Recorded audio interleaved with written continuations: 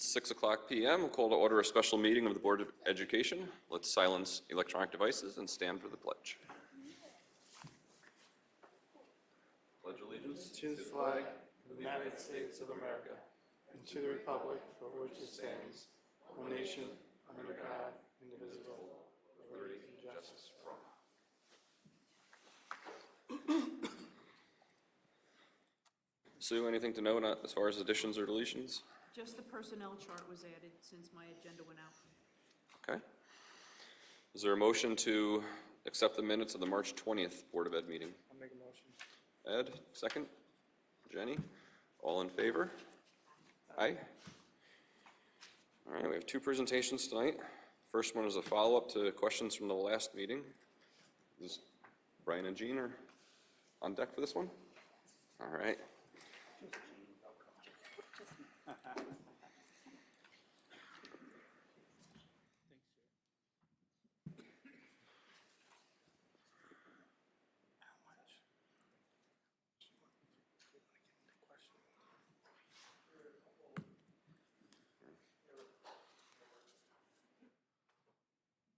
There were a couple of outstanding questions from last time about the allocation of the proposed speech language pathologist.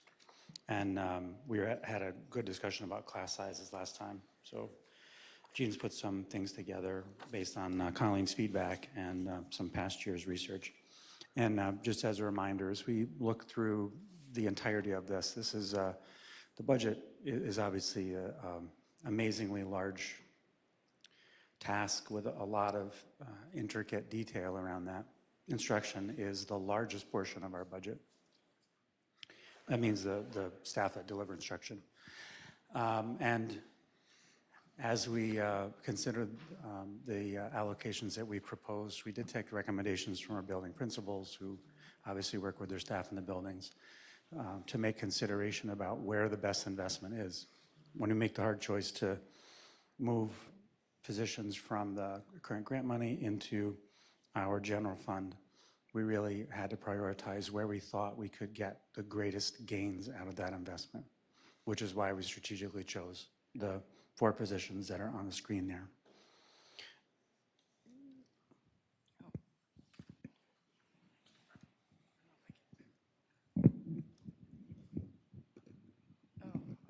I'll hold on to it.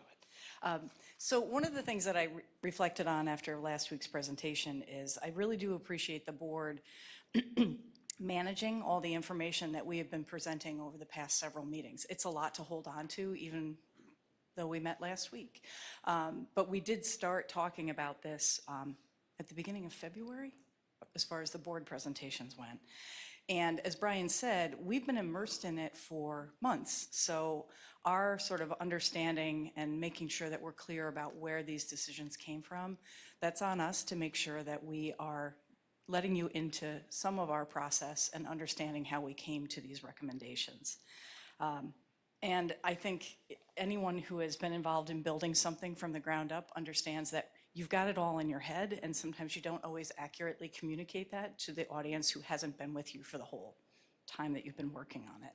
So I wanted to start by talking about, back at the beginning of February, the board had asked us to really identify what are the things that we're noticing, where are their strengths, where are their needs, and what are we going to do about it. And that initial presentation really focused on what we're going to do about it using existing resources, but identifying those areas of need, and then in this most recent presentation, connecting those areas of need to actual positions that we were recommending be included in the budget. So I wanted to kind of draw that line between those areas of need and these positions a little bit more clearly for you.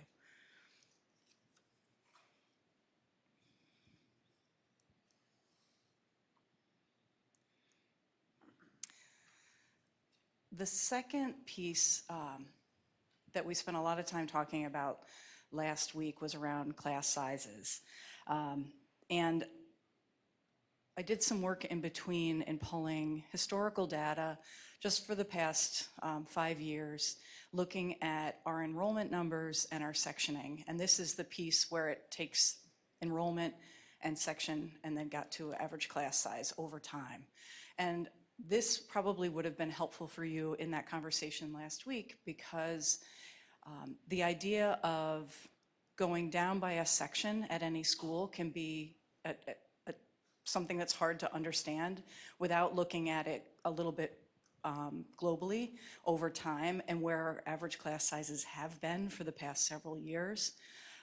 So when we were making the recommendation, really taking a look at, are there any aberrant class sizes that are unmanageable and out of the realm of what we've had over the past several years?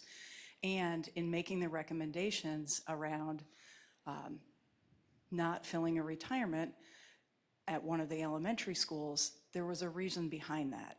Looking at the class numbers and the average class sizes with that recommendation and looking at 24, 25, those average class sizes are still within a very reasonable range of what we've had over the past several years.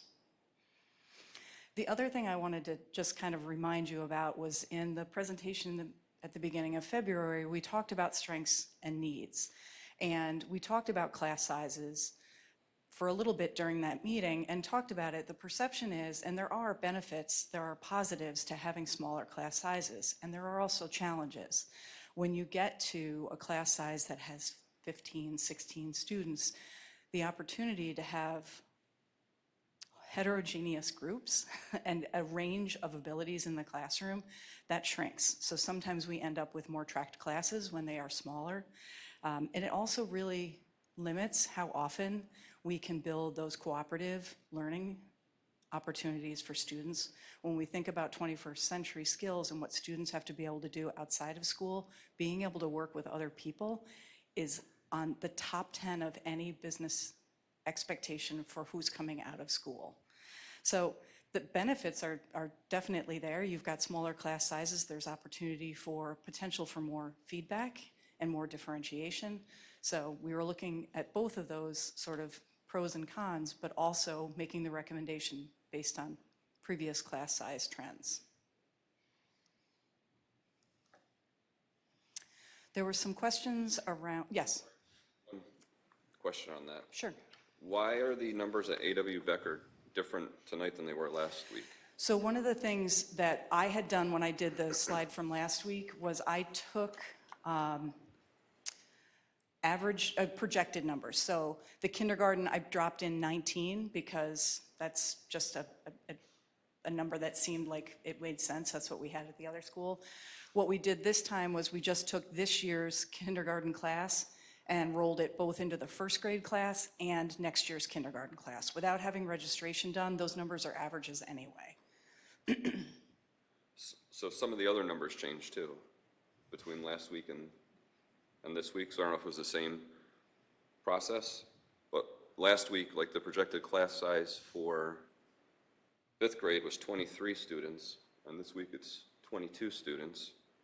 It was 21 for fourth grade last week, and it's 20 this week. So I'm just wondering why there's a discrepancy and which numbers are reliable. I'd have to look back at what I had from last time. Okay. Sorry, Mike. And it could, the only other thing that I could say, and even when you look at previous class year numbers, depending on when you pull the numbers, if there's a new student who's moved in or a student has moved out, it will change it. And these are all rounded too. I took, I went in, so some of these might be, 21 and a half students, but you round it up to 22. Okay.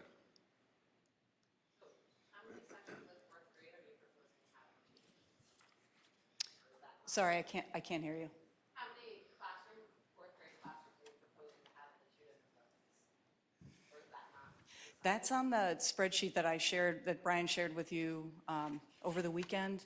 Because again, I hate to work without the numbers in front of me, but I want to say 4 sections.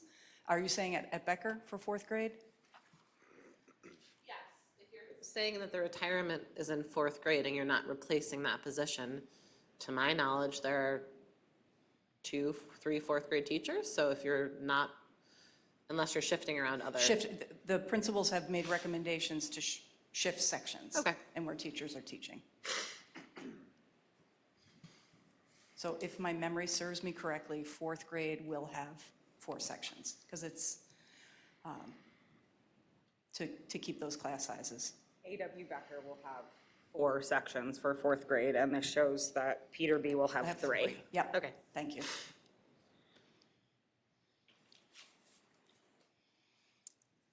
Okay, sorry. Thank you. The other topic that we discussed at length was the elementary speech therapist position. And I'm not sure if this, I revamped this chart to try to identify that this new position really is to ensure appropriate support for our self-contained classrooms. Those students have the highest level of speech services. As Colleen mentioned last week, anticipated 12 students will be using communication devices, which require a high level of service from speech therapists. And we have current projections of about 27 students across the skills program. What I think has been challenging around this discussion is that we keep talking about people, and I am trying to present it as FTE. So our job next year and what we're proposing is to have an additional speech therapist at Becker so that we can manage, and this is just to give an example of how we might break up their responsibilities. I didn't name who the people are or who's doing what, because that needs to be determined at a later date. But this would allow you to see that we currently have 3 speech therapists at each elementary school. There is a higher need for speech services at Becker. That program, the skills program, is growing. The level of intense needs is growing, and we want to make sure that we have the services, the related service providers to provide those.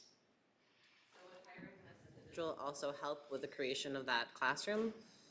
I'm based on where you're placing this person, it doesn't seem like they would be covering, or they could be, because you're saying mandated services.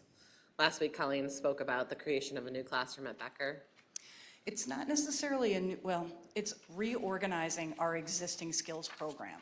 As Colleen explained, we currently have 3 skills classrooms. We're proposing having that where it's a 811 for K1, K12, and then another 811 for 3-5. What we're proposing is to create a track, and then there's a 12-1-2 program for students to flow into. Our proposal is to have 2 classrooms for 811 and 2 classrooms for 1211. So would this speech therapist be covering some of those mandated IEP services, or? Absolutely, yes. Okay. And they are right now, but those needs are growing. Okay. So we want to make sure that we have enough speech support for those. So you're anticipating the incoming needs will also be reasonably high in comparison to what currently exists? Yes. So These are based on projections and from the classroom visits that they've done so far with the incoming kindergartners. Okay. But you've done pre-kindergarten screening? No, the special Preschool. ed team goes out and visits classrooms and makes recommendations. And the other thing that I thought would be helpful, right now, I don't believe we have speech therapists who are traveling.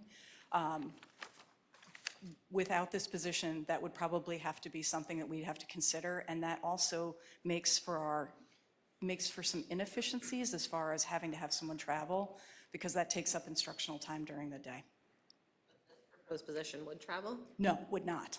I'm saying if we didn't have this, there would definitely have to be some travel in order to accommodate. And then the other questions that came up were around the number of preschool evaluations. And I do want to say that this slide changed from what was shared with you recently. I got some updated numbers from Colleen this afternoon. But it was helpful to see just really how many we're talking about. So last year, there were 41 initial preschool evaluations, and those were all completed by county providers.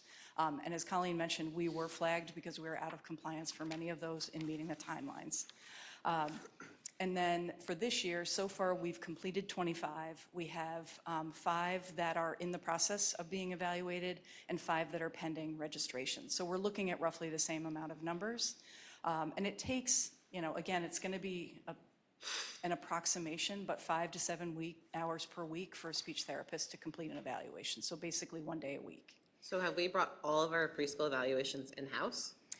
Well, it's a good thing that you asked. They did not start doing evaluations until about October. So there were a few of those in the 25. I want to say 5 or 6 of them were completed by the county providers. And one of the things that I wanted to highlight around this is that, we know that early intervention works. All the research supports it. We also know that the sooner you get in, the more targeted and finite skill development that you can work on, you can close gaps.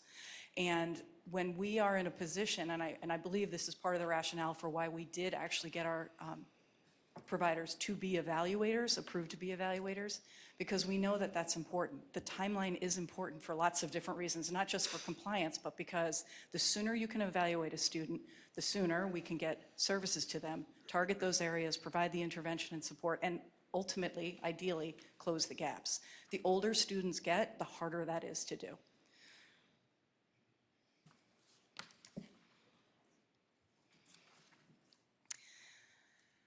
And then the last piece was questions around the coaching position. And Brian had talked a little bit about this last week, that when we talk about adding a classroom section, we have immediate impact in one classroom. This proposed position has the potential to impact and support dozens of teachers, hundreds of students, our support staff. Now, is it direct contact time? Is it as much as a teacher has day-to-day with a group of students? No, but over time, this person has the potential to make an impact programmatically in areas that we want to address. In the presentation where we talked about needs and what we want to do as far as action steps, we talked about the need to improve student achievement, and this coaching position has the potential to do that. And I can almost promise you, we won't see a change in student achievement in year one, but we will see it over time. And one of the goals that I had in building this budget with the team and with the principals and the directors is really thinking about what are small moves that we can make over time that we can sustain that are going to have an impact. That's different than what we've done before. If we're looking to have different outcomes, we have to make some changes in how we're approaching how we go about educating all of our students. So in this slide where it says 20-plus classroom teachers, Yes. so So if you think about, this coach will be working with special education teachers. That would Right. be consultant model, integrated co-teach, skills. Those integrated co-teach and consultant teachers all work with classroom teachers. They partner with them, in many cases they plan with them, they're in their classroom for half the day in some cases. That's why it's impacting more than just the special education students and special education teachers and students, because those practices, those high leverage instructional practices, the targeted instruction, the modeling, that can benefit any student in the classroom, not just the students with disabilities. so this is not necessarily going to support every classroom and every elementary teacher. It's just going to be those classrooms where there's a co-taught population of students and the special needs classrooms. Would this position also potentially have the ability to support classroom teachers who are curious if their students in their classroom need additional support and using them as a resource? I don't know if that's the case. I'm thinking about the work that Tim has done this year in his role as the secondary coach, and I don't know if he has had an opportunity to do that in year one. It really has been to work with the special education teachers.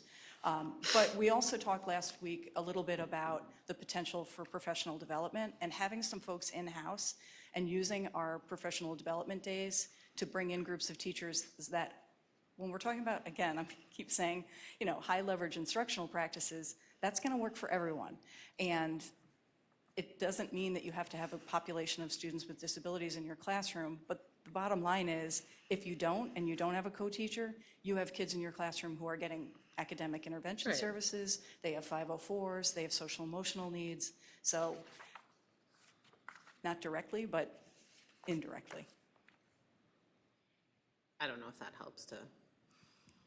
Well, I'm just trying to understand the scope of services that this coach will provide. I guess I was under the impression last time that it was more broad-based. I'd asked the question last time why the existing resource that we have can't be expanded to all buildings. Maybe use that resource more efficiently. So that was one part of it. The other part is, so is this support, will this be required of teachers, or is it expected that they will seek out this support voluntarily on their own? Well, part of it is, when you say required, will it be required that a teacher go through a coaching cycle? No. Okay. Are there going to be teachers that once relationships are established and they realize that this isn't evaluative and it can only serve to help them and their students, are they going to want to do it? Yes. Are there going to be some teachers who say, please stay out of my classroom? Absolutely. But the teachers who do want to participate, including, as I mentioned last time, our new staff, we've got many of our special education teachers are within the first 5 years of their teaching career. We have a responsibility, I think, to build their skill set beyond what they had in their teacher training programs. And quite honestly, when we talk about COVID kids, our newer teachers, many of them did not have a true, student teaching experience. Their education, their coursework is often almost entirely online, and we are in the business of people, and that's hard to do authentically and with real meaning without being in the classroom with kids. Okay. So I guess my only question on this, as far as questioning the strategy might be, would it be more beneficial to begin offering these services at the elementary level with the existing coach that we have, see what the reception is, see what type of time commitment is required to support all the teachers who express interest, and if that interest grows over the next year as teachers become familiar with this as a resource, then next year explore adding this position. I feel like it's a little premature at this time to add the position without knowing that there's going to be this large spread adoption right off the bat.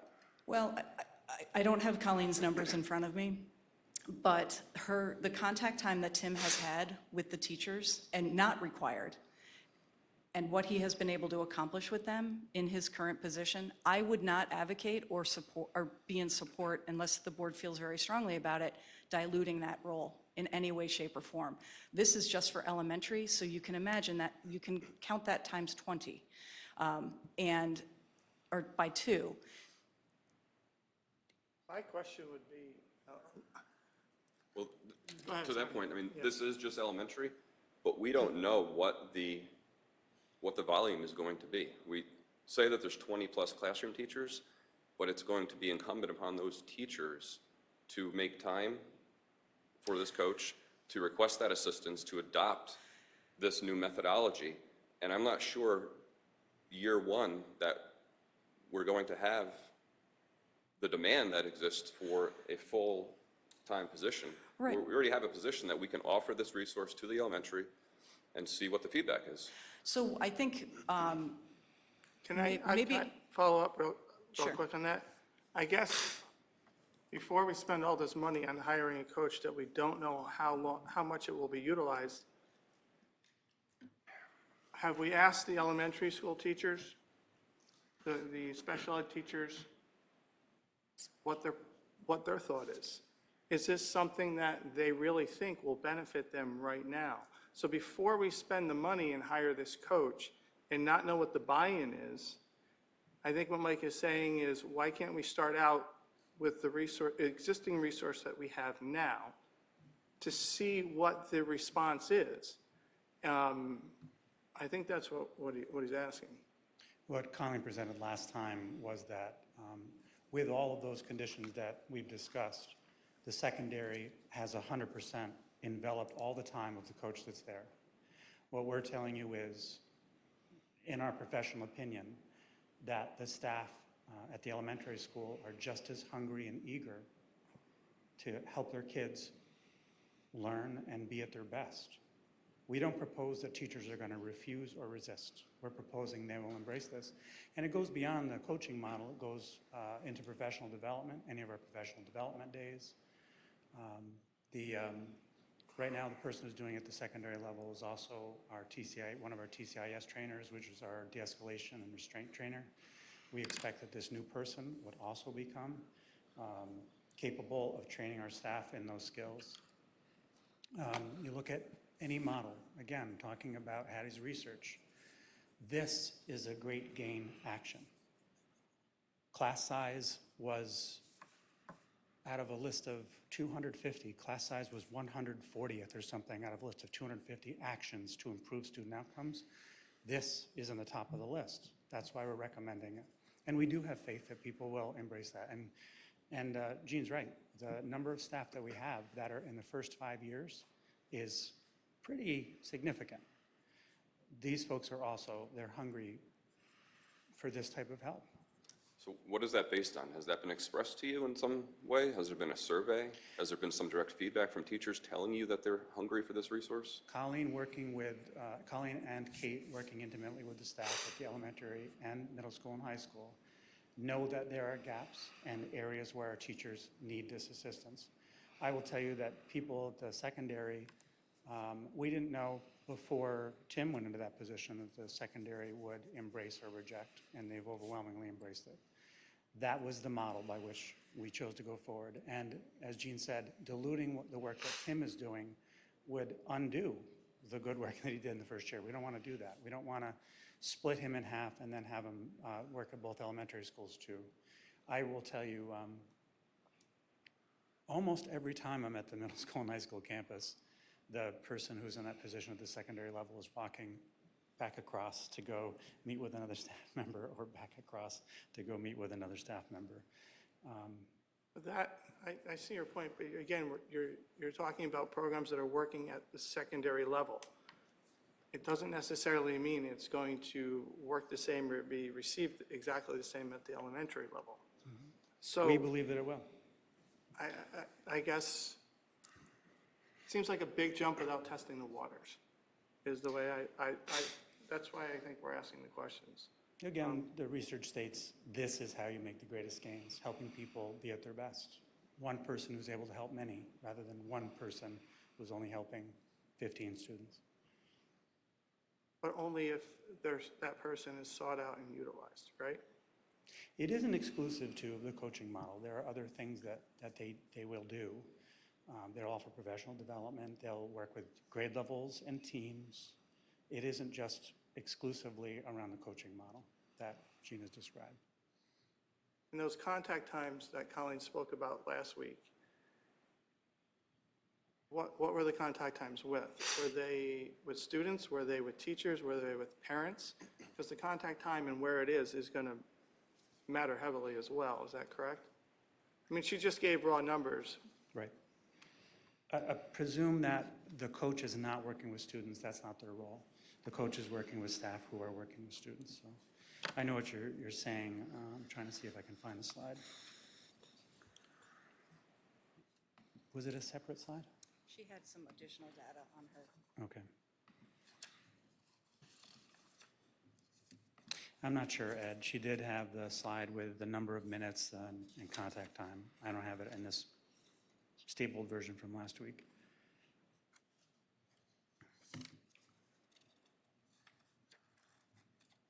I guess that what is the most important thing at the elementary level? The contact time with students or the contact times with this coach with potential teachers? Contact time with this coach with teachers. That's more important than contact time with students? Having extra soccer players isn't going to help if there's no coach, if there's no one helping to guide what's happening on the field. The idea is to have someone who's an expert who's able to help them be at their best in the positions that they're in. So, I'm sorry, part of this is going to be something that obviously can't be done this year, but would be helpful in the future. To the point of getting kind of the teacher's impact on this as well, I think it could be beneficial if the climate survey that we recently talked about, if that could be done earlier in the years in the future so that we have that feedback before we're discussing the budget things, because then we have the teachers' input if they're saying that they have concerns in one place or another, which I think would be helpful in some of this discussion. And I appreciate the idea behind this. I certainly see the benefits that we could have to this, but I still hold some concerns about the reduction in instructional staff. I am still concerned about that. And actually, with that, if we can go back just briefly to the changes in the number of sessions, and I'm just wondering, and I don't know how the A.W. Becker classrooms are structured, but I do know in Peter B, historically, we have had one of the fourth grade classrooms, or sorry, some of the fourth grade classrooms are individual classrooms, and some of them are taught between two teachers. So they co-teach, they get, a set of the kids half the day, like one of them teaches ELA and one teaches math. My understanding in the past was that those co-taught classrooms typically would not get the higher needs kids as much. So they are typically placed in a classroom that has an individual teacher as opposed to those co-taught classrooms. Is that still the case? And does that mean that if we have 3 classrooms that the high needs kids are basically all going to land with one teacher? The teachers work together for student placement every year, usually in June. And you're right, as a component of that, they try and disperse the students in a way that, as Jean mentioned, to create heterogeneous groups. And it is conceivable that in co-teaching classes, they try and balance that too, students with higher needs with students who are more accelerated, so that there's a balance in that. So I think all 3 classrooms, they'd be aiming to try and create diversity.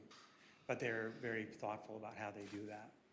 Okay, I would have concerns if we are putting the majority of higher needs children in just one of the classrooms while also increasing their class size from historically what that cohort has had all the way across, it looks like, through their elementary career, particularly with those kids in kind of that like currently in 2nd to like 4th grade who were in very young ages during COVID, so they had a significant impact on a lot of these things. So I was just wondering how that may work in impacting, are we splitting up those classes that were previously co-taught into them being individual classes so that they can better support the higher needs children across all 3, or are we landing higher needs kids all in one classroom for the 4th grade?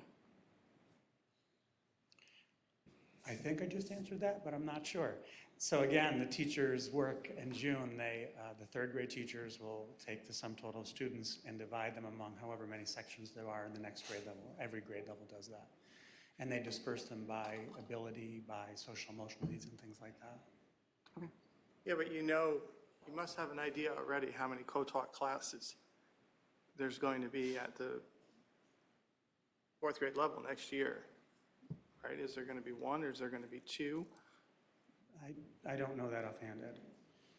Yeah. I'm sorry, I'm not sure if I, like based on current students that are being, we know how many are being co-taught right now, like in 2nd and 3rd, so there has to be some idea how many there will be going to 3rd and 4th.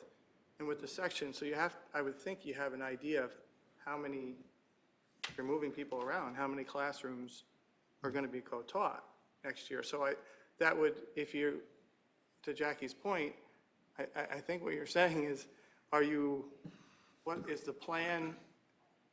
Are you going to wind up splitting them off, or are you going to have one class and have a bunch of co-taught kids in one class, right? right, yeah, I was wondering if like those 2 teachers who currently co-teach, will they still be co-teaching next year in the same way, or do you think that those co-taught classrooms, because of changing these sessions around, are likely to then become the individual classrooms and not co-taught?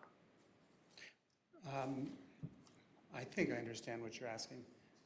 Co-taught generally has a cap of 11 students, and we try not to exceed 50%? We try not to exceed 50% of the student population. So I don't know how many co-taught classes there are in third grade. If you're telling me there's one, I'm going to The say. fourth grade, but yeah, that's the only one that I'm aware of, that there's a co-taught, that there's two teachers that Yeah. split like half the day, they have one set of students, half the day they have the other set of students. So I was just wondering if like that is still the model for the, like, is that how that grade would still be set up in light of losing a session?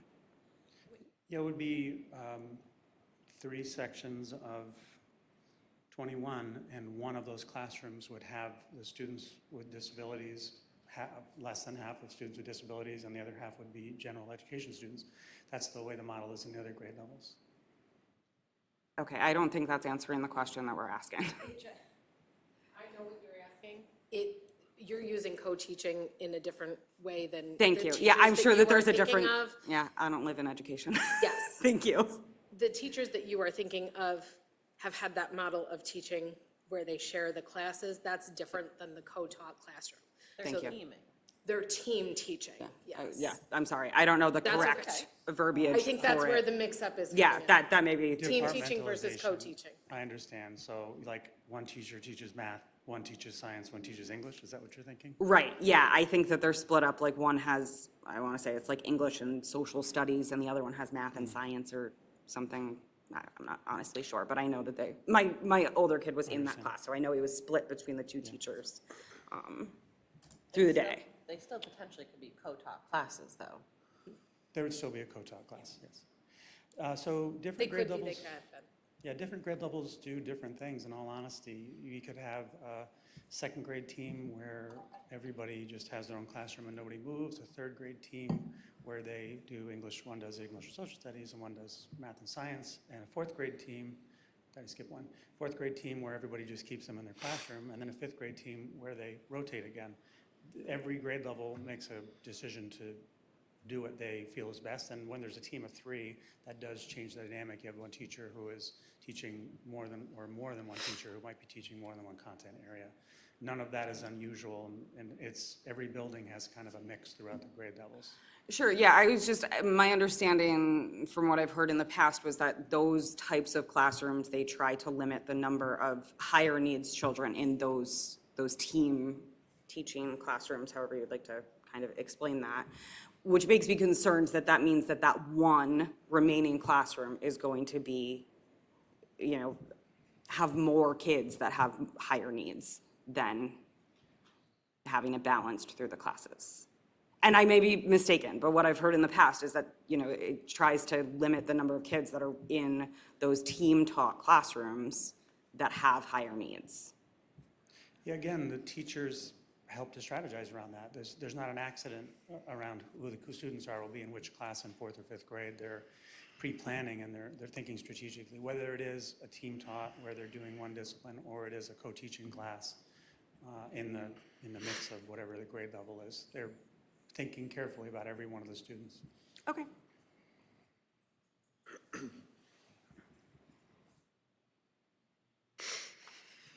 There's been a consultant working to study the special education program, right?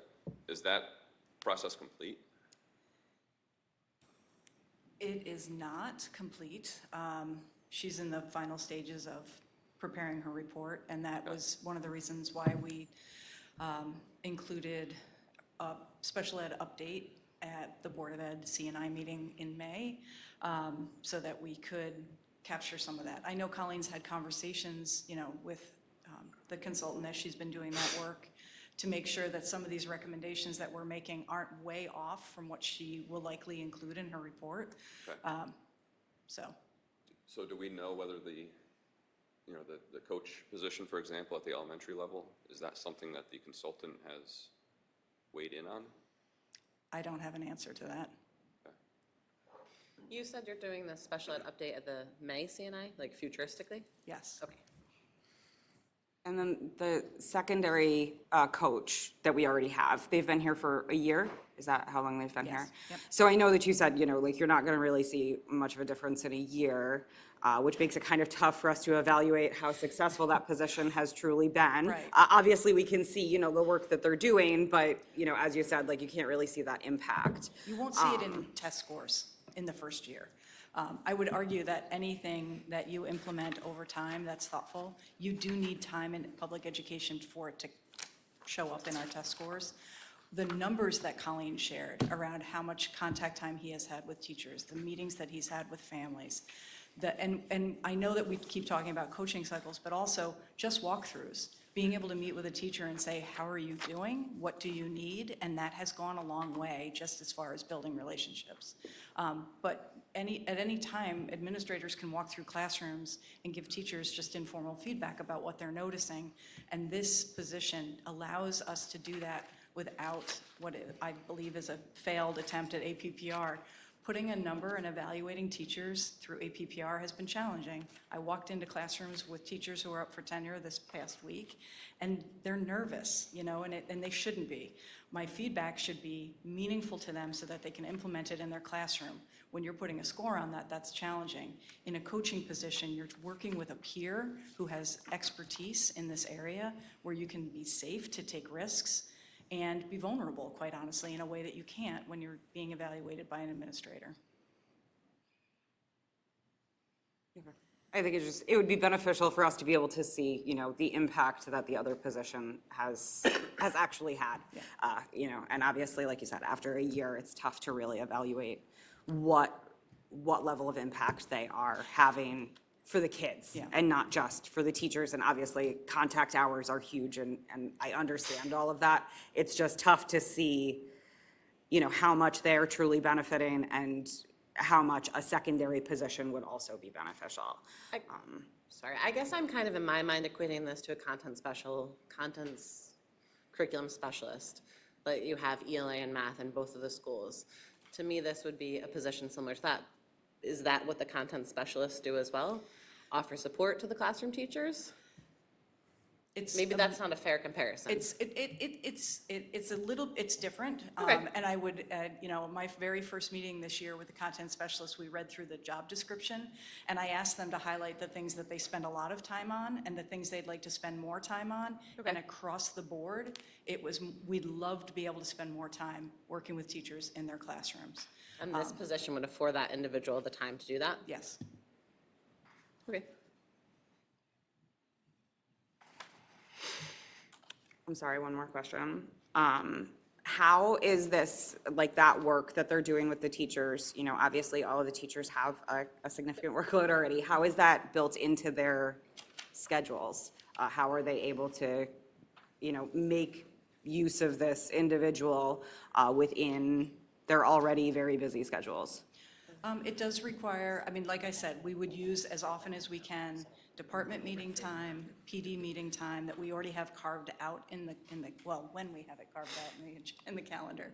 And it does require that, teachers have planning periods that they use to prepare instruction and grade and do all those things. And in some cases, it would require teachers to use that time, which is a duty-free time, but it is also a time for planning. And this can be really targeted planning time for teachers using this coach. Okay, thank you. Thank you. You're welcome. All right, Jesse, you're up next with a three-part budget.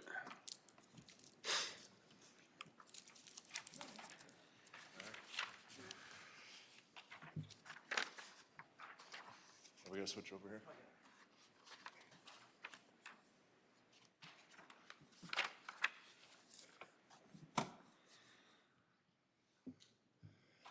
Okay, so tonight we've been over a lot of different numbers. I've been up here a few times already from this budget season. And this is the presentation to kind of put it all together. So like always in my presentations, if you have any questions, feel free to stop and I'll answer anything you guys have. So first, we're gonna go over the revenue side. So first is the state aid. So unfortunately, you can see that 490,000 is a decrease from last year. The big driver of these two things is the transportation aid and the building aid. And those are both expense-driven aids. Again, like I've said in previous presentation, expense-driven aids are based on expenses that we have incurred in this current school year. So I did a calculation where I expect the expenses for transportation to be this year, and I do expect to see a decrease, and that's mostly because of the decrease in the contract transportation. We're dropping almost $500,000 in that line, so we're gonna receive less revenue from that. The building aid also decreased significant amount of money, and that is because our debt has decreased, so we won't get as much aid on it, and that's from a capital project back, I want to say I believe it's 97, is falling off, so that means we've been fully aided on that, and fully aided on that capital project, and that debt is no longer. So that's why you see the decrease in the building aid. I will say that if we do get the $2.3 million capital project completed in this year, and we get the final cost report completed, that will increase by right around $60,000. I didn't think it was fiscally responsible to put it in as unless it was a pretty significant chance, and right now I can't guarantee it. We also could see some additional money with the foundation aid once the budget comes out from the state. So again, the big changes here are from the transportation and building aid, and the foundation aid only increased about $122,000. Again, I'm expecting to see a little bit more once the final budget comes out, but right now that's where we stand. And there is a detailed explanation of each one in your packet as well. So next is the tax levy. I like to do the tax levy so everybody can see where we have been the last few years. So if you look at, you'll see school year, and then you got tax cap calculation. That's the maximum we could go out with, the maximum levy we were able to go out with. The actual tax levy increase is what we actually went out with, and then the dollar increase in the total tax levy. So to be able to afford the plan that we have going forward, I'm recommending going out with a 3.5% increase, and that's a little bit over $945,000 increase, so it would be just under $28 million. You can see that we are a little bit lower than the maximum levy, which I'll get into a little bit later on about why that also concerns me. Any questions on that? So this is kind of a analysis that I always like to do and like to point out to boards. And I know it's hard to see up there, but I do have a more detailed blown up picture for you guys in your packet. So what this is showing is what our levy limit is, what we actually went out with, and what the maximum could have been. So what happens with this calculation, if you do not go at the maximum amount, it hinders your ability to tax the future years.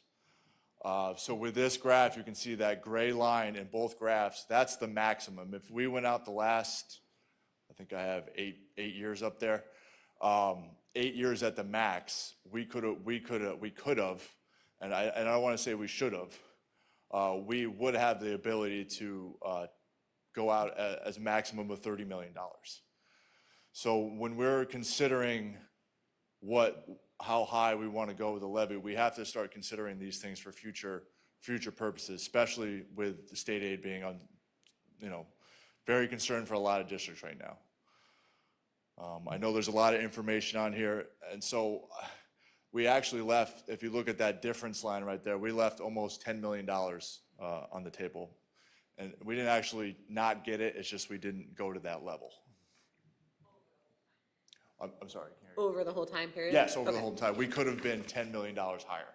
Okay. But again, we don't want to, we have to be fiscally responsible with taxing our taxpayers.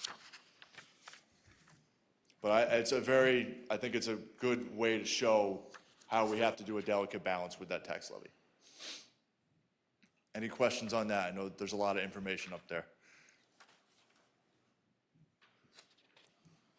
Okay. So I also like to do this every year. So this will be the impact if we do go out with a 3.5% increase. Now, these are just estimates because we do not have the new assessments and the new equalization rates for the towns and villages.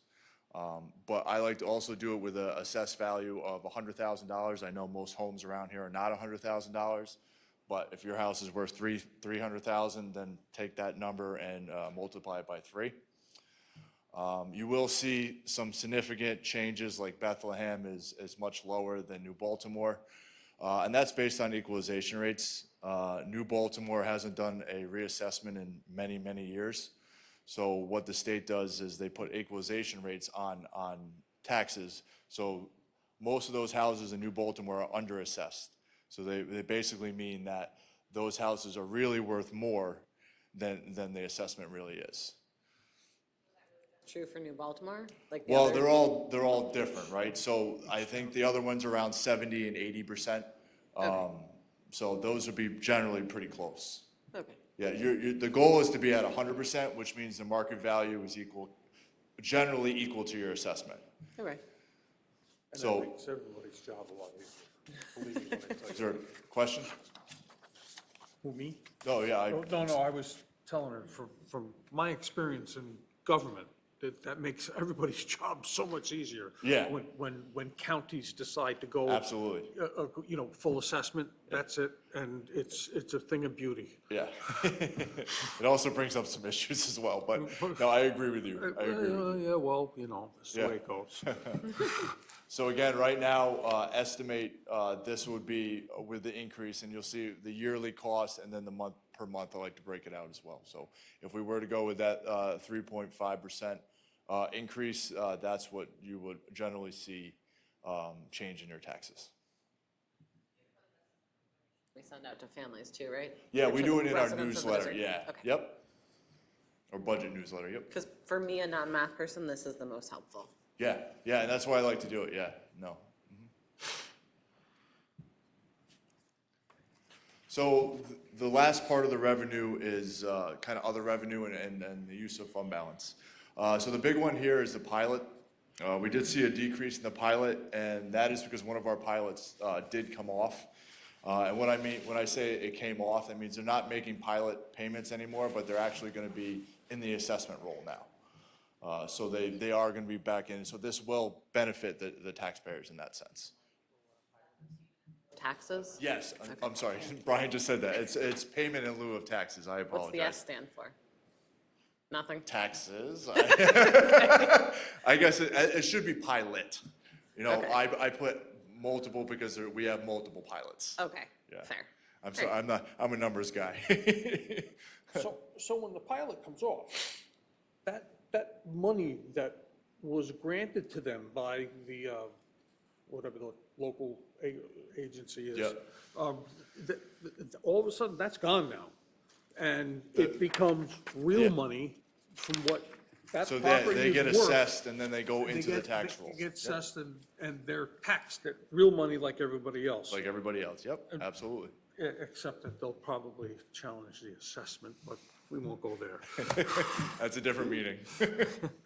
So the local revenues also have we saw a large increase. That big increase is bank interest. Last year, we budgeted $100,000 for bank interest, and we blew through that in the first month. So we're still getting 4% and 5% interest rates on our money. So we feel like that it's going to generally, I believe it's going to go down a little bit, but we feel confident that we'll still see some good interest rates going on next year. So we increased that up to $500,000. So that's the big increase you see there. The federal aid, that's for Medicaid services. Well, we get reimbursed for that. We did an analysis, and we believe that we over budgeted a little bit. We feel like we're more in line with the $100,000 that we saw in previous years. So the last two, those were other revenues. The last two on this slide are reserves and fund balance.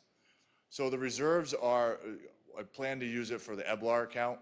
And if we remember from the many times I've stand up here and tell you about reserves, that's the reserve that we use to pay when people retire. We pay back their sick time and their and all their accrued balances.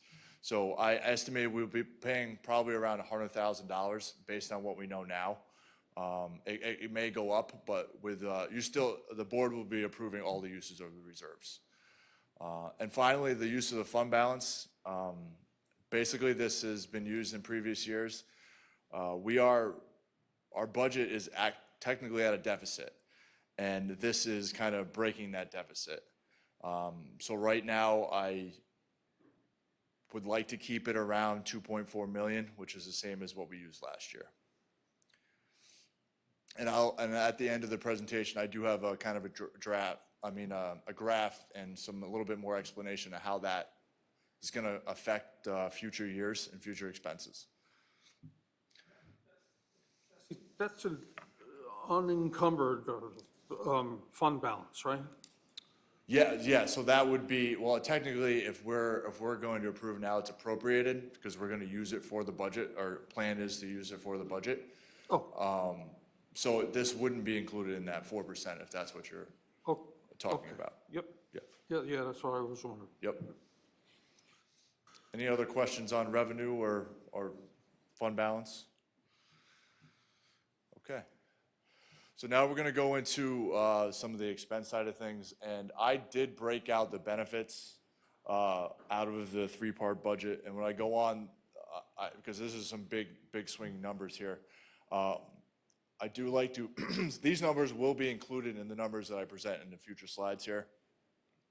But I do like to break this out so people can see, because again, there's some large numbers in here. So we did see an increase in the employee retirement reserve. About 235,000. This is based on the percent contributions increasing. Then those numbers are given to us by the state, and then also salaries always increased as well. So we are seeing some increases there. Workers' compensation, we are part of a consortium with other districts. And we're self-funded, and what self-funded mean is we don't have any insurance, so we pay all the claims that come to us. So we work with our consortium, and they look at the historical claims that are outstanding, and plus what kind of claims we've had here in the district. And then also kind of what the trends are in the workers' comp field. So based on that, they come up with a rate for the coming year, and our rate has gone up by right around 44,000. So health benefits is one of the biggest increases we've seen. Again, we're also part of a consortium for our health insurance and our pharmaceutical. Our health insurance, we are insured, but our prescriptions are not. We are totally on our own. So if there's claims put in, we foot the bill. So if someone has some big claims, it can really affect us in one way or another. So with that being said, we did see an increase in our rates around 262,000. Our overall health insurance and pharmaceutical estimated for next year is going to be right around 6.7 million. So it's a real big budget driver for us in the district. And last but not least, the FICA and Medicare, and this is what we need to, it's payroll tax. And that generally just goes up because salaries go up. So overall, you're going to see the benefits increase by a little bit over 637,000. Any questions on that? Okay, now to go into the three-part budget. And by law, we need to break out this budget presentation into three areas. We have the administrative expense, we have the program expense, and the capital expense. Again, all that benefits that I just spoke about are included in these numbers. So first off, we have the administrative part, which includes salary and benefits for administrators, administrative clerical staff, school board, tax collection, legal, and audit costs. So there's a small increase here, and it's almost all from benefits and contract obligations.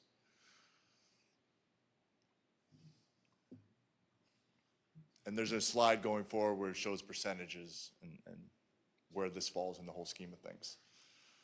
So next one is our largest area, and this is program cost. So this is all the, salary and benefits for the teachers, pupil services, textbooks, instructional material, equipment, extracurricular activities, athletics. So this is the bulk of our budget is here. So the dollar increase change here is one for benefits and those additional positions that we're asking for, and also security cameras, which I mentioned in our last presentation is a little bit over 125,000.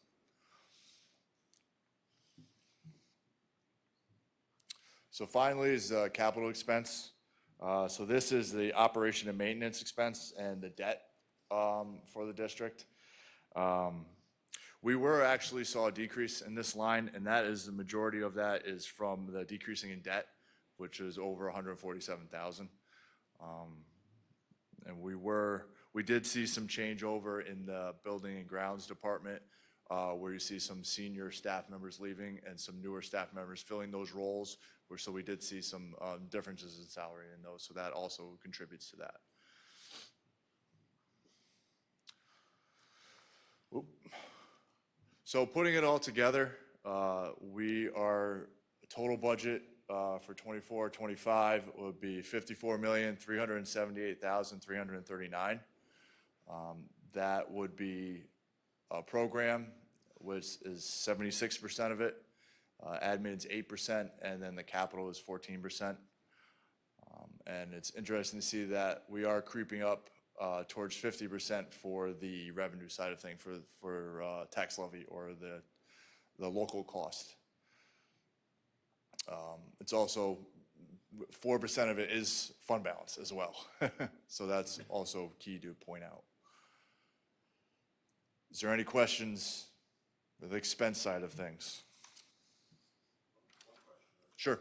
Yesterday, in the paper, about some local school districts, one in particular, who's getting hit with refunds owed back to businesses, I think. Oh, yes. Because of changes in Sorry. valuation assessments post-pandemic. Yeah. Because they were valued before the pandemic, the sales are not the same after the pandemic, and it's something to the tune of like $4.5 million yes. for one district. So that's why we have that tax certiorari reserve, is Okay. 100%, that's why. So, and that's exactly what they did, was they knew it was out there, and we have the ability with those kind of, budget altering amount of money to put money away so it doesn't affect future budgets. So Do we have right now, we anything- don't have anything near that. Okay. We have some smaller ones, and we adjust our reserves accordingly. Okay. Great question, though. I saw that too. It's scary, that kind of money. Yeah. Yeah. Any other questions on expenses? What will the fund balance look like after spending 2.4 million? Oh, great question, Ed. Here we go. There we go. So here's the projection, and again, I apologize for people that are just looking on the screen. There's a lot of numbers, but it does have a blown up one in your packet. So I know the board members have seen this from me a couple times now. I updated the numbers, and you can see that graph is a good depiction. If we keep going the way that we're going, and we don't see the state aid that could right size us, we are looking at decreasing our fund balance at a rapid rate, which is very concerning. And the only way to get out of that kind of hole is either lower expenses or increase taxes. So I don't want to see that here. So we need to really make sure we keep an eye on this going forward when we make financial decisions. And I will continually update this with more numbers and more estimates as more information is gained. But this is definitely the concern that I'm seeing going forward. Again, a lot of numbers on here. So real quick, top line's fund balance. That first line there, that is from the end of last year, and then going forward with revenues and expenses. Any questions on that? And again, if you want, if you review it later on and have questions, feel free to ask, call me up. I'm more than happy to walk you through it. And some of the projections that I came up with, going forward. Yes, Mike? The state legislators, both houses, the Assembly and the Senate, are really knocking heads with the governor over, the reimbursement to, the state aid to each district. Are you talking these numbers that are on top here right now where it says fund balance? Is that, if nothing changes, that's what's going to happen? So so I made changes up there where I expect going forward. So I made some estimates, some projections. And the farther you get out, it's harder to project. Yeah, right. But estimates based on what I've learned from colleagues, what I've learned for going to conferences, and just being in the field for, almost 15 years. That's where I'm seeing that I believe we're gonna going forward. Luckily, right now, we are still on the foundation aid, so Right. we're not seeing those super large cuts that some of the other districts are. But who knows what could happen in the future? Just the next couple of days, right? Yeah, Yeah. yeah. So it's definitely a concern. The unknown right now of state aid is the biggest concern for anybody in my field. Thank you, Jess. Yep. So I'd like to point out that we do have that capital project for vote when we go on May 17th. There will be a lot of detailed information in our budget newsletter about exactly what's going to be done in that, or proposed in that capital project. And we also have 3 open board seats.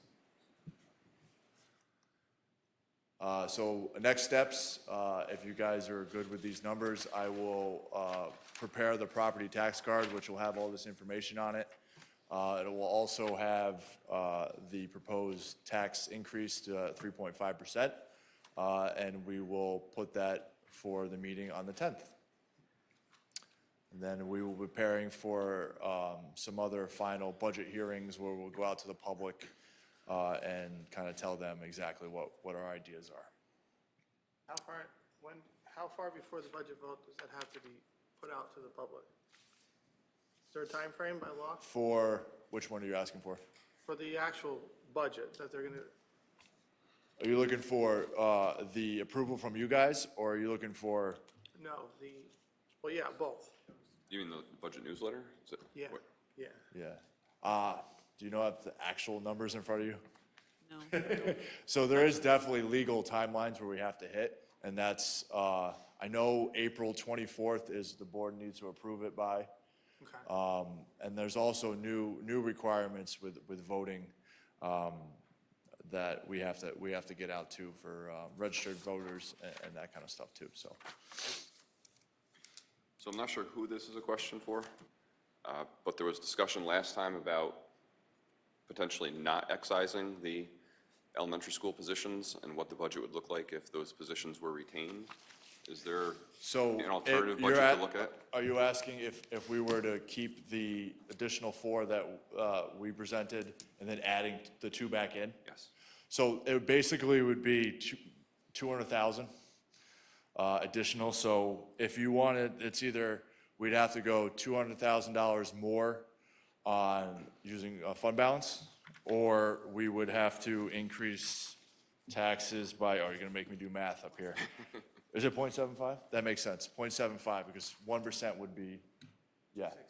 Yeah, so we increase taxes by 0.75, which would be right around the 200,000. Yep.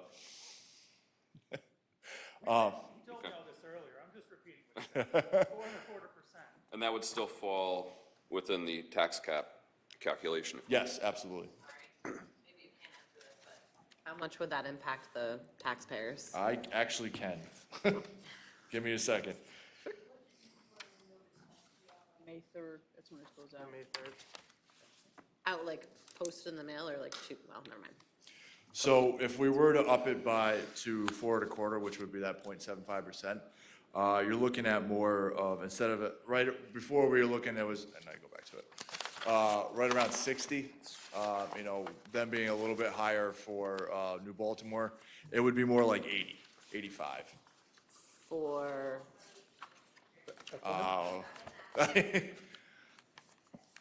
Yeah, well, 85 for Bethlehem? yeah. So Okay. you're looking at, 100.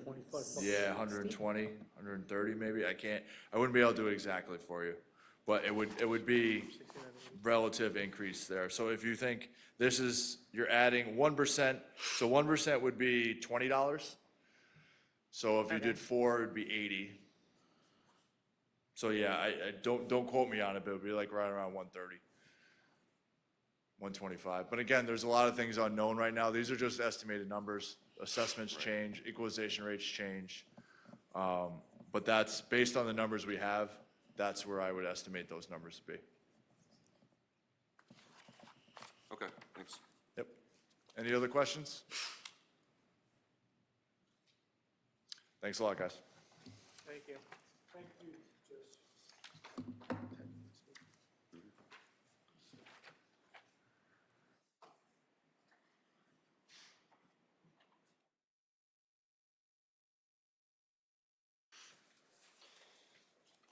All right, there's 2 hearing and petition forms that relate to board business on the agenda tonight, so we'll go to those right now. The first one, Kathy, would you like to come up?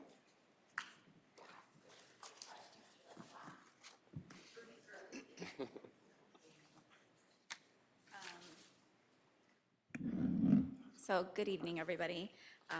My name is Kathy Blinas. I am a parent of a current 3rd grader at Peter B., and I have a 6th grader at the middle school.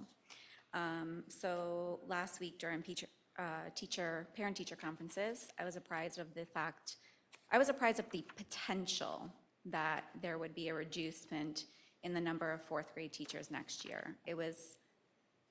This might be happening. I finished watching the board meetings. I binged it like it was a new Netflix series over the last 3 weeks or so. I couldn't wait to get back in the car and listen. And that potential became a sudden reality. So I'm here to talk about 3 things that I thought didn't get touched upon last week, but maybe got touched upon slightly this week. So the first and foremost is a few short years ago, the community flooded. Most of you are on the board, and if you weren't on the board, you were the ones flooding the auditorium, fighting hard to keep the teachers we had. We were losing them like flies. It's still a reality. I know that we've lost teachers since the beginning of school at all buildings. We wanted better contracts, better pay. We wanted to keep our good teachers and attract new teachers that would stay, right? That's what we wanted. But now I'm hearing we're just going to dismiss teachers, and I understand COVID funding, et cetera, but I still think the community spoke, and that's what we wanted.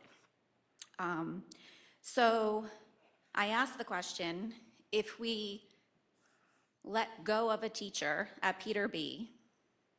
for 4th grade and we reduce to 3 teachers, if the current class size goes from 16 to 21, it stands to reason that it would then be 21 going into 5th grade. So do we then go back to 16 at 5th grade because we keep 4 teachers? Or then at 5th grade, a year from now, do we have the same conversation where a 5th grade teacher is forced to resign, be let go, or choose a different grade to teach next year if they want to stay? Right? That's the reality of it, because we're not going to get 16 new kids or 20 new kids to come in to fill a whole classroom. The other thing is new and returning students. That hasn't been spoken about for next year. So if we do get a new kiddo, then that class size goes up to 22. What about kids that are currently being homeschooled? I know of a set of twins that are in the 3rd grade that could return next year. So now again, 2 classes go up to 22. And then the other point I wanted to bring forward was the current 2-3 math class. And so I think that there was some talk about that tonight. And so that math class, what does it mean for those students? Are those students not able to go into a gen ed classroom? And do they then have to go to Becker, where their needs might be better served? To Jackie's point, you can't pull out all of the high needs kids and put them in one classroom, because then if they're currently at 16, that means 16 and 1, you still have 8, 16, 24, 30, 48 students to contend with, which means the other 2 classes would be 24 students without any new or returning. That's a high number. That's higher than anything you've shown us tonight. 23 has been the highest. So then, to Dr. Bailey's point, the teachers are going to work to distribute those MAT kids, right? But these kids have been in a smaller setting for the last 2 years. Most of them have been together. And so what does that mean for them going into a larger class setting, the stress that it puts on them and the stress that it puts on the teachers? And then it also means possibly more teachers pushing in and or pulling out, which is a disruption to the classroom. I volunteered in a classroom every Friday last year, and every time somebody walked in, myself included, the kids stopped, looked up. It's a constant disruption. And so if there are potentially 16 kids that are higher needs, that means way more disruptions throughout the day as these kids are pulled out, or teachers are pushing in for them. So I propose keeping our general education teachers in place for next year. $125 a year increase approximately to my family for the taxes to keep 2 full-time general education teachers. I propose that. I stand by that. I vote for that. Count me as yes, May 21st. I don't support the hiring of an instructional coaching position if it means that it's at the expense of our general education teachers. And it's nothing to say that social emotional learning is not important, special education is not important. I'm not saying that. I'm simply saying that we stood up here and we fought for our teachers, and now we're dismissing them simply because we're not meeting a number, because it's a smaller classroom. It doesn't make sense. And if special education needs exist, then we should hire to meet those needs, but again, not at the expense of our general education teachers and removing them from there. And I think that we just need to be thinking about what that means in the future, what it means to our community, I think what it means to our teachers, and looking at a bigger picture maybe. And I'm not saying that you guys aren't doing that, I'm sure you are, but why is it so bad to have a small classroom? Especially, you want 100% next year to meet our goals, right? No more 2%, 3%. So how are we gonna get there, right? Because it's important. And this year, Hey, Kathy, if I could Okay. interrupt you. These are all very good and valid points, but could you yes, I'm gonna wrap up your thoughts? Thank you. So Jean spoke a lot throughout the year about the science of reading. We've heard about it from Governor Hochul. There's a new curriculum at Peterby for ELA. I don't even know what it's called, but apparently the teachers got together, the reading teachers, et cetera. So new curriculum, and then we're gonna dismantle our teachers next year. So I propose keeping them. Thank you. Thank you, Kathy. Thanks for sharing your thoughts. All right, next, Ted. Good evening, you guys. Before I jump into my remarks, I just wanted to take a quick second and acknowledge our Music in the School Month performance from last night. Show of hands, I'm just curious. I think I saw Jackie there. I saw Gabe up there. It was wonderful, as all of these things are. The finale of that performance was our 6th grade chorus, our 7th and 8th grade chorus, and our high school chorus, led by a bunch of juniors and seniors with solos, and then the entire room filled up with this sound of this great gospel arrangement. It was really beautiful. It knocked our socks off. It was wonderful to see. So I just wanted to take a second to acknowledge that. The song was actually called "Give Me Just a Little More Time." So don't gavel me, Mike, if I go a little over the 3 minutes. Your 3 minutes is up. That's it? Thanks, Oh, no. Ted. All right. Anyway, to my remarks here. I'd like to take this opportunity on behalf of our teachers to speak to the budget proposal presented last week. First, and for clarity's sake, it's important to note that our teachers were not asked to weigh in on the proposed staffing changes prior to their presentation last week. I heard from multiple members, including CCSs, who were concerned that the board may have been left with the impression that they had signed off on these changes. They had not, and they were not aware of them until the presentation was delivered. So I just wanted to make that clear. Indeed, I can tell you that while there is general agreement and gratitude that our social work core is staying reasonably well staffed and that the MS middle school ELA position is being made permanent, which is a complete necessity, many members have significant concerns about other aspects of the proposal, and I'd like to briefly share some of those concerns here tonight. The general principle that focusing resources on our CSE programming is quite understandable. A close look at our test scores data tends to show that this specific cohort, when compared to similar cohorts across the state, is struggling the most seriously to make good progress. It's a major problem, and it needs to be addressed. The audit the district commissioned from Dr. Kelly Brock will hopefully work to illuminate the reasons as to why this is and will point us towards solutions. However, that audit, as was mentioned earlier, is not yet complete. And when we look both at what the specific investments of the current proposal are and at what the district would like to sacrifice in order to get them, serious concerns emerge. Put simply, we do not believe, our CSTA does not believe, that now is the time to sacrifice 2 classroom teaching positions in order to create programming not yet justified by the district's own CSE audit, which is not yet complete. Now is not the time to take yet another special education teacher out of a direct instructional relationship with our students and put them into a coaching position that frankly remains unsupported by any data demonstrating its effectiveness yet. Now is not the time to expand our CSE offerings with what sounded to me like an interest in bringing significantly involved students from outside districts to ours, when many teachers have serious concerns that we're not able to successfully meet the needs of the students already in our care.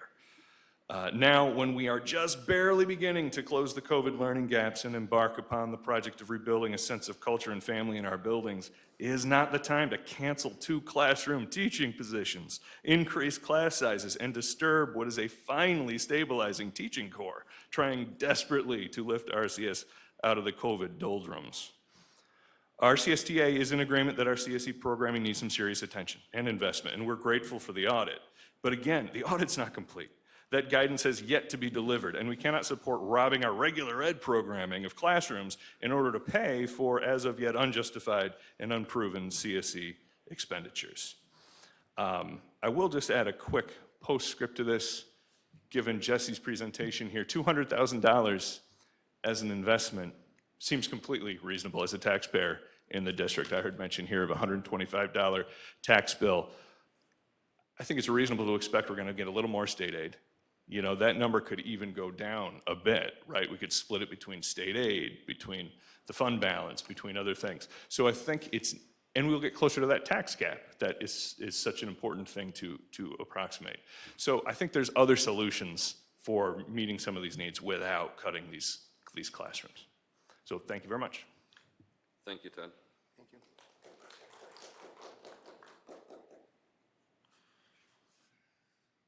All right, moving into, we have 1 business consideration tonight. It's a motion to close school on the day of the solar eclipse. Is there a motion? Jenny? Yes. Motion? Favorite to start with. Sorry. Second? Melanie? Any discussion?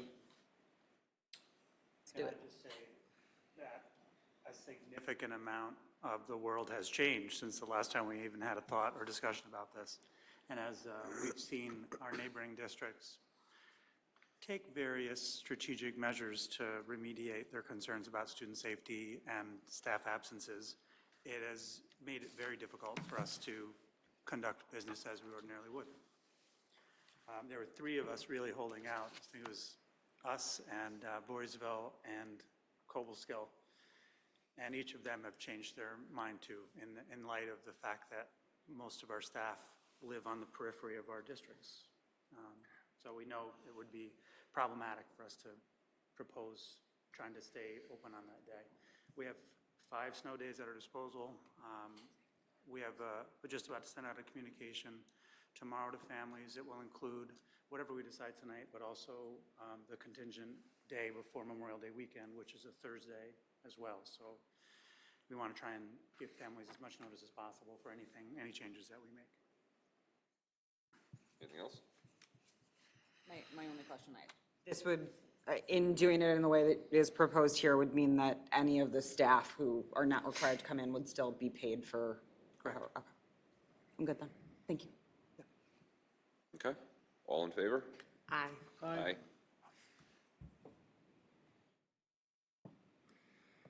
I'm sorry, did we get 5 there? And I said all aye. opposed? I'm not opposed. Who's opposed? I'm You're not. opposed? No, sorry. No, I am not. Are you opposed? I'm opposed. All right, one opposed. Everyone else in favor? Okay. Sorry, just want to make clear. Yeah, no, that's fair. Recorded that. You're good. All right, moving into personnel considerations, 7.1 and 7.2. Motion for both. Motion for both, and second. Second. Jenny, any discussion? All in favor? Aye. Brian, Jean, or Jesse, do you have anything else this evening? I just wanted to recognize Amy Crewell, our new Director of Transportation. She is highly qualified and highly recommended from the last 2 superintendents that she's worked with. The Superintendent Wyndham is very upset with us right now. But ideally, we'll have a good cooperative agreement to help the transition as Amy comes in and joins us. Yes, welcome, thank you. Any new or old business items for anybody to address? Okay. Do we have any update on the playground at Peter B? We're still waiting for it. We've been ordered for a while. We still expect it to be here and installed either late May or early June. Okay, and then just one other question. With the construction that was done on the baseball fields behind Peter B, some of the digging that was done along that road that anyone who has to drop off their kids takes, it's starting to now deteriorate that road from the digging being done next to it. Yeah. We're intending to fix Yeah, that. Bill is working on that. Okay, I just wanted to make sure because it's Yes, starting to building kind grounds. of cave in a little bit in some spots. We'll be supporting it. Okay, perfect. That's all I wanted. Thank you. Okay, at this time, I'd ask for a motion to enter into executive session to discuss collective negotiations pursuant to Article 14 of the Civil Service Law. Motion. Jackie, motion? Ed? Second. All in favor? Aye.